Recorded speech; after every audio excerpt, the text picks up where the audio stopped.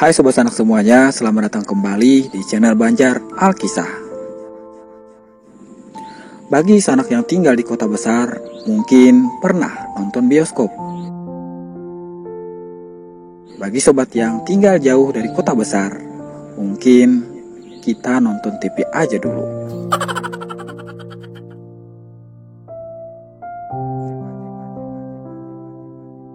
Bioskop adalah tempat untuk menonton pertunjukan film dengan menggunakan layar lebar.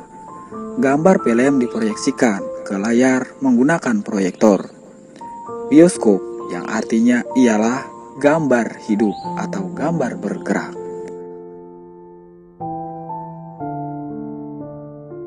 Ngomongin bioskop, tentu ada film yang diputar di sana.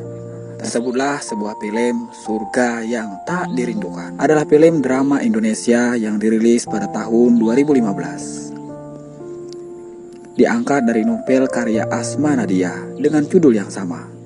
Film ini dibintangi oleh P.D. Nuril sebagai Prasetya, Laudi Sentiabila sebagai Arini, istri dan cinta sejati Prasetya, dan Ralinsa sebagai Mairus, seorang wanita depresi yang diselamatkan oleh Prasetya dan menimbulkan berbagai konflik dalam rumah tangga Prasetya dan Arini.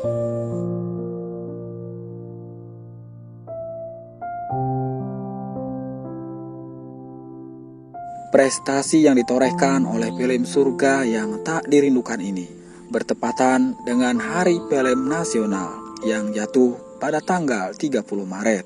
Film produksi MD Pictures ini telah meraih Piala Antemas 2016. Sobat Sanak Banjar Alkisah, sebenarnya apakah Antemas itu? Antemas adalah seorang pengusaha asal Amuntai, Hulu Sungai Utara, Kalimantan Selatan.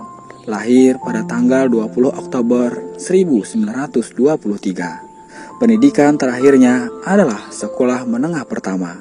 Pada tahun 1950-an, Antemas menjabat sebagai pimpinan Mistrako, sebuah perusahaan ekspor-impor yang merambah ke dunia perfilman tahun 1957.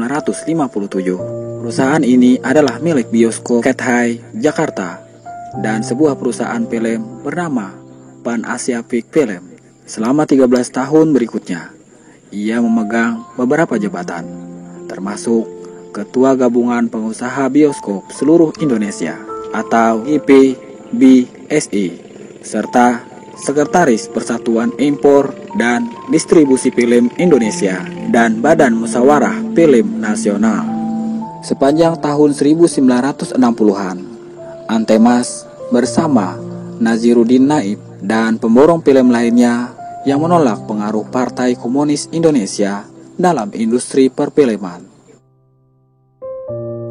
Pengarang Edi Karsitu menyebut bahwa Antemas menantang Partai Komunis dengan berani dan terbuka. Pada tanggal 21 Desember 1970, Antemas terkena serangan jantung saat menghadiri rapat di Jakarta. Ia meninggal dunia di ruang rapat. Sejak tahun 1974, menganugerahkan Antemas Award kepada acara Festival Film Indonesia. Penghargaan ini diberikan kepada film yang paling laris tahun sebelumnya. Penganugerahan Antemas Award berlangsung sampai tahun 1992.